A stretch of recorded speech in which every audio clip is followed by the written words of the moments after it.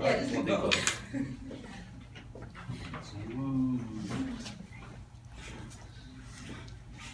Alright class, so today I'm going to be talking about on how to make a long distance relationship work. And no, I don't mean the one you have with your fridge. Joke. Anyways, I'll be going through 3 steps, or 3 main points. Will be through trust, communication, and making goals for each other. Making a long distance relationship is very difficult, but that doesn't mean that it's impossible. And through my research and personal experience, I will be able to inform you on how to make a long distance relationship work. Now, for my first main point, it's going to be trust. Trust is already an important factor in a regular relationship, but it takes a bigger step in a long distance relationship since you no longer get to see that person very often, or sometimes not at all.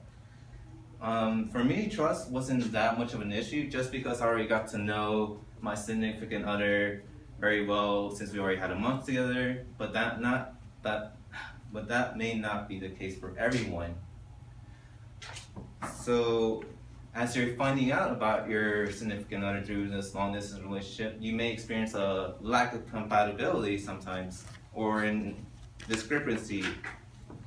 As one of the articles mentioned, there's a lack of compatibility, which leads to lowest levels of trust. And then another thing about trust is you have to be able to make responsible choices. Maybe you realize the group of friends you're hanging out with isn't such a good influence on you. And making responsible choices will help strengthen your trust through your relationship. Now, for my second main point, it's going to be communication.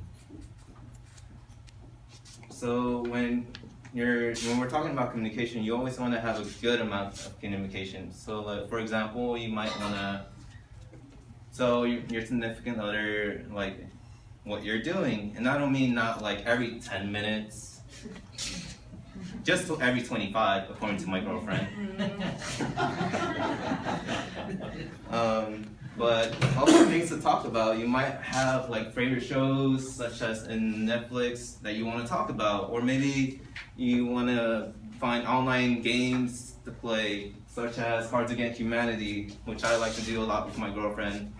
She gets really weird sometimes. And through the power of technology, now we have Skype and FaceTime where we can actually see them, and which is way better than just sending text messages, because there's a lot more meaning to it, as well as sending letters. Letters provide at least more of an impact because you're actually making an effort to sending them a letter, and then you can get creative with it.